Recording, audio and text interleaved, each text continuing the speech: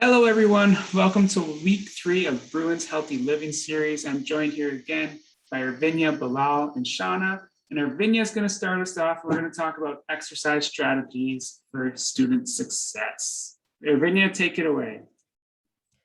Thank you, Rory. Hello, everybody. My name is Irvinia. I am here with Hello. And Shanna? And we are all third-year kinesiology and health promotion students here at Sheridan. And today we'll be presenting to you exercise strategies for success for college students by college students.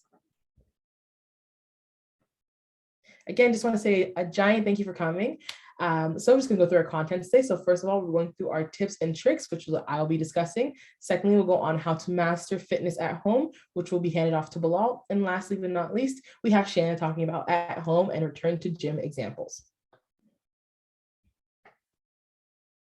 So before we begin, what exactly is physical activity?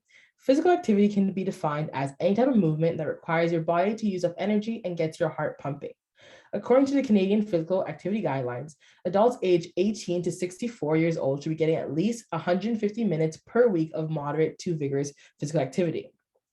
150 minutes sounds like a lot of time, but in actuality, it's only about 21 minutes per day.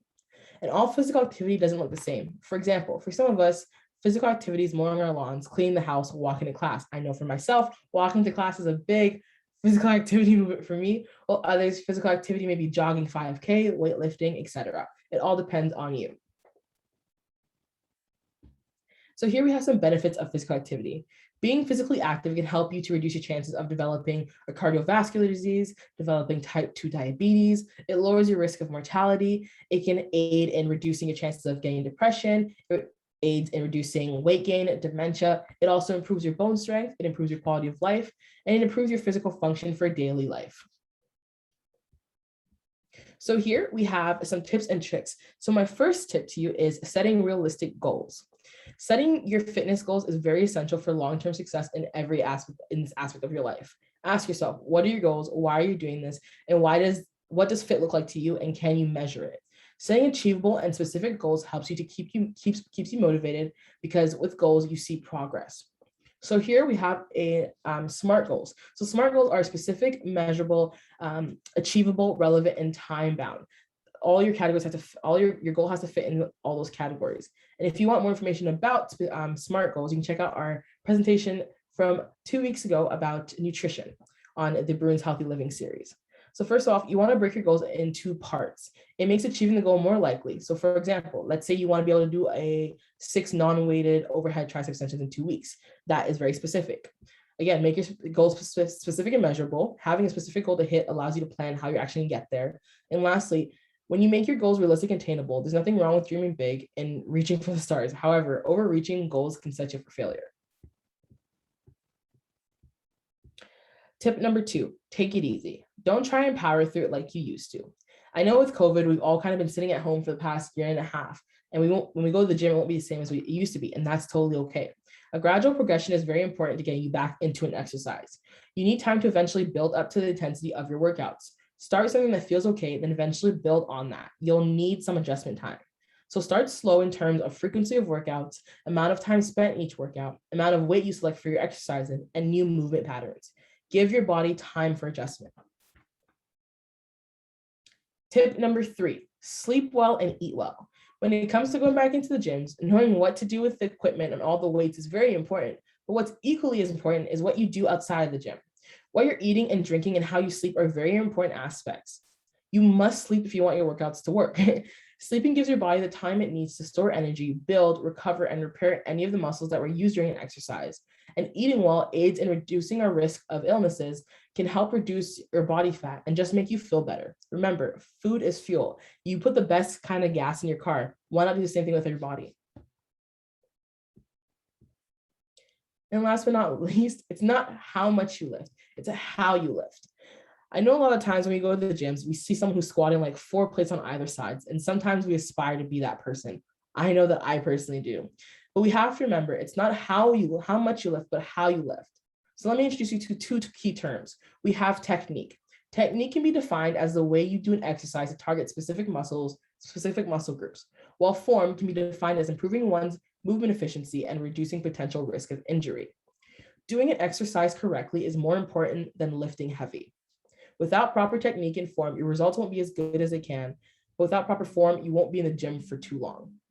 Now I'm gonna be handing off onto Bilal.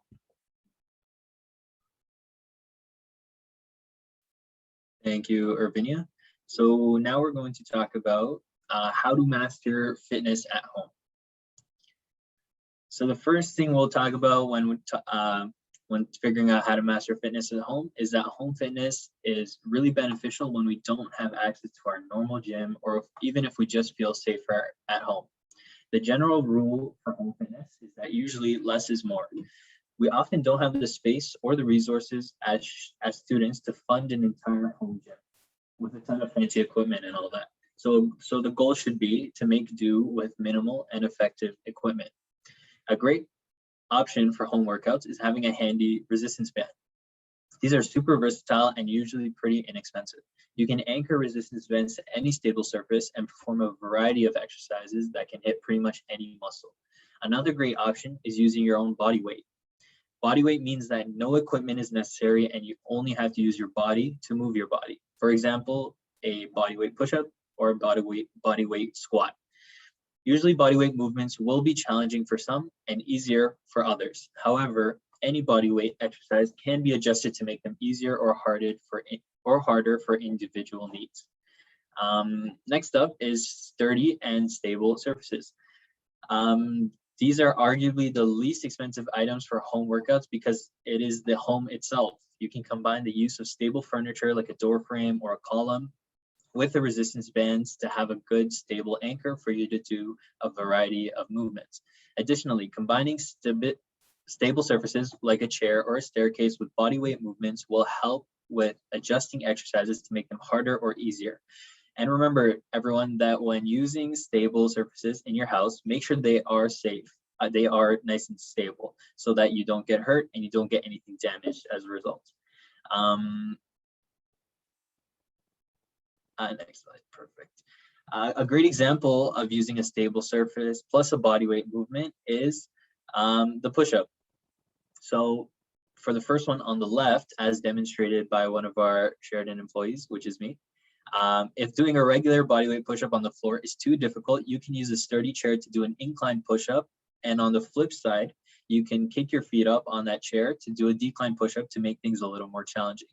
Both variations are very effective, and you guys at home, make sure you work within your capabilities. So next up, we all understand that any positive progress in our fitness and any positive change in our fitness cannot happen overnight. So it is important for us to be consistent with our home workout goals. Some helpful examples that'll help us stay consistent are being efficient with your time, space, and equipment.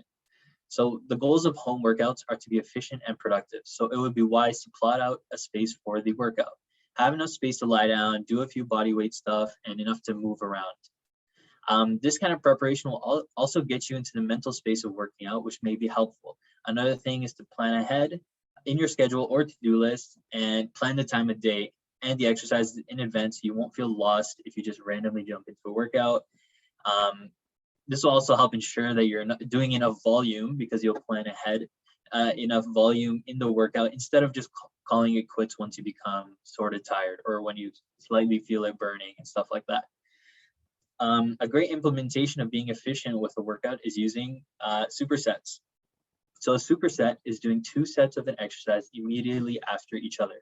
A good rule of thumb for supersets is to do opposing muscle groups. So if you're doing a squat, then you can superset with a glute bridge to hit the entire lower body efficiently and effectively. Next up, while planning your workouts, also plan what equipment you want to collect. This will help with the prep process and the cleanup process so that you are more efficient in getting to workout and cleaning up after. If you only plan on doing some bodyweight mobility and going for a run outside, then there's no need to collect all your resistance bands and dumbbells in preparation for the workout. Similarly, if you want to do resistance exercises, then knowing which equipment to have readily available is helpful. Another great aspect of planning ahead is to call a friend to work out with you. It will help make the entire process more enjoyable and it will help keep you accountable. Now we'll move on to some guidelines for exercises with Shanna. Thank you, Bilal. So hi guys, my name is Shanna, and I'm going to be going through some at-home and return to gym pointers and exercises that are helpful for anybody who wants to get back into the gym or exercise at home or are in between that transition. So first, don't forget about flexibility and mobility. So we can move on to the next slide. More often than not, we tend to skip the steps that are meant to take place before and after our workouts. Now, while you might be thrilled to get back into the gym and lift some weights, it's really important not to forget to improve your flexibility and work towards having full joint mobility. This can be done at home or even at the gym before your exercise session, and they're really important to implement prior to performing or after performing stretches, after your body is warm and ready to be stretched. So there are many benefits to including flexibility and mobility before your exercises. It improves overall quality of life. It reduces day-to-day pain, which helps you move easily and prevent joint or muscle pains or tensions down the road. It also maximizes physical performance, meaning tight muscles can inhibit proper form and limit fitness, which means you're less likely to successfully lift those heavier weights if you skip the step to work on flexibility and mobility. It also helps prevent injuries. Your body is better suited to cope with these stresses and strains of weightlifting if you are constantly practicing flexibility and increasing your mobility and range of motion. So in the next slides, I'm going to be presenting a couple exercises or stretches to help with mobility and flexibility. So the first exercise presented here or stretch is spine mobility. Now, as you can see on the video right over here, we're just looking at a spine mobility exercises, which helps increase range of motion in the thoracic spine and allows your lumbar spine and shoulders to remain stable.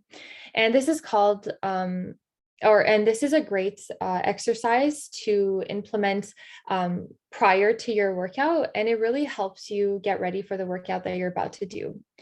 And as I mentioned at the bottom of the screen, typically you want to do about 1 to 2 sets with 4 reps or repetitions on each side. And following this video is a great template to accurately perform this movement.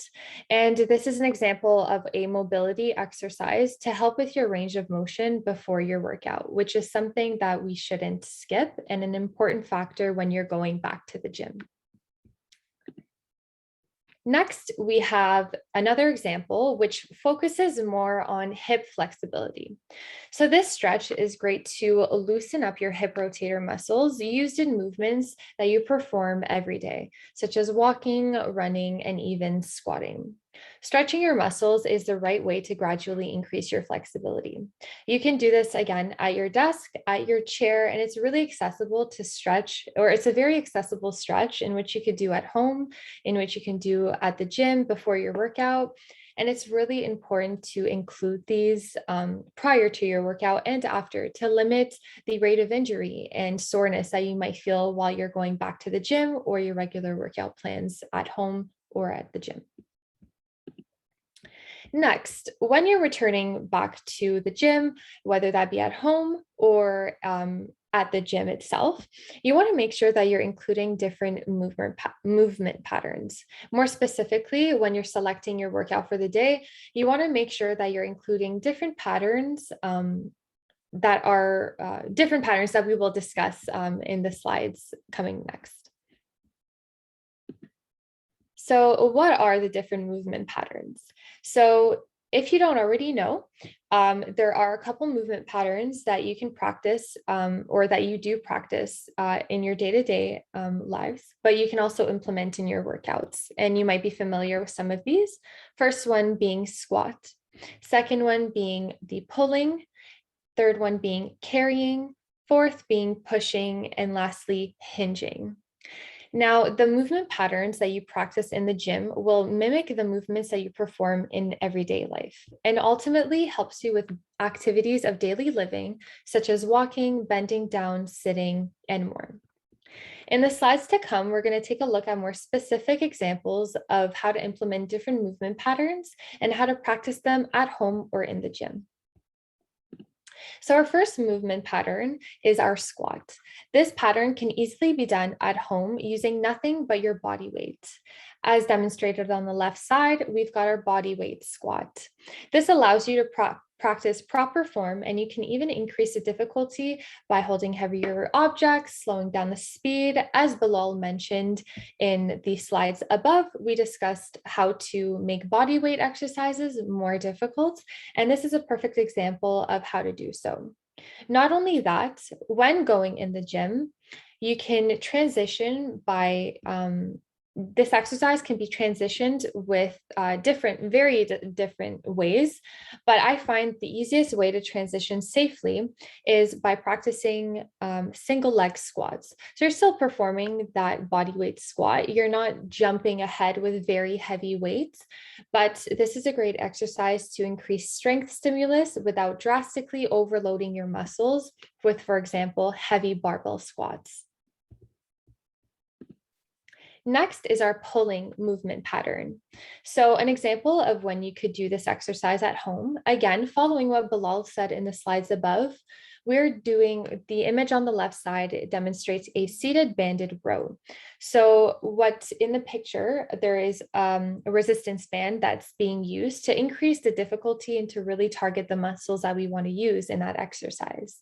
And that's a great way to use something at home that you might already have to help you perform this exercise. And as I just mentioned, you can perform this at home. But another transition that you can bring to the gym, if that's your plan, are pull-ups. So this exercise works very similar muscles as the exercise demonstrated on the left, but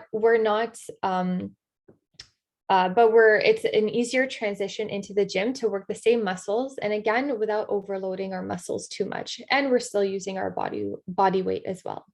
This can be done with an assisted machine to help facilitate the transition or without.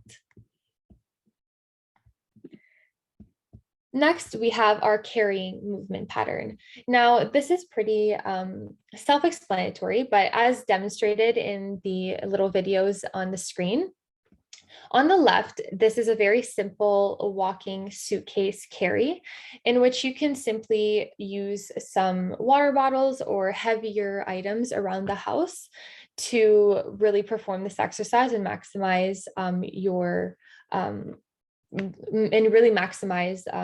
the exercise that you're trying to perform. And on the right side, another transition that you can translate into the gym is walking lunges with weights.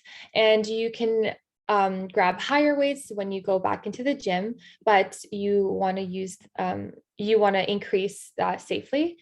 So these are great alternatives and transitions into the gym for this carrying movement pattern that you can use yourself. We also have the hinging movement patterns. Now on the left side, we have good mornings, and this is a really easy exercise to target your hamstrings in the back of your leg. And this can be done at home with your body weight or a simple little weight that you can hold, or you don't have to.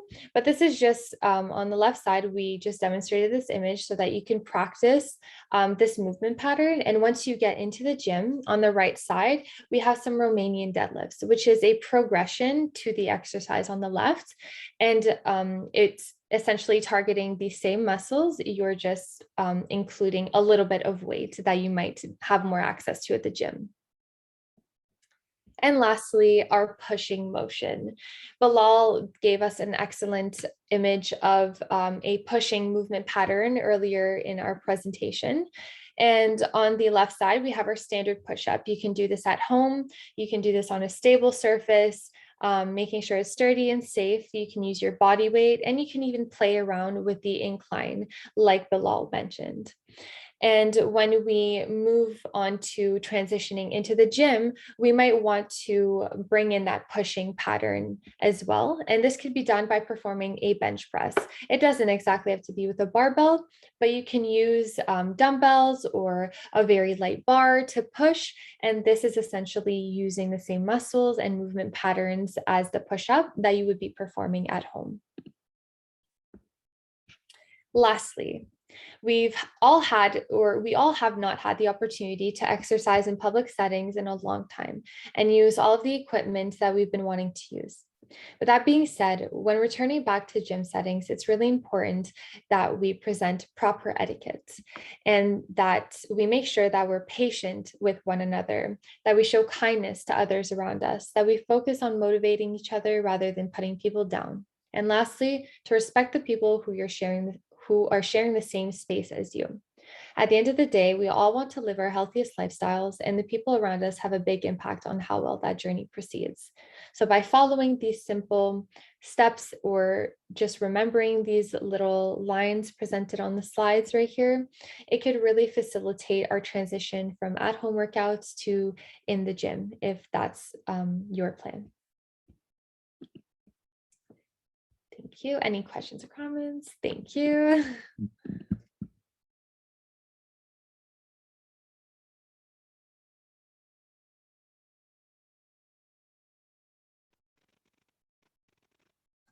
Thank you so much, everybody. And I just want to make a quick comment here that students are able to book into the facility at the Davis and Trafalgar campus, and I will post the link in the description of the video. It's just on our website, SheridanBruins.com. Thank you so much, everyone.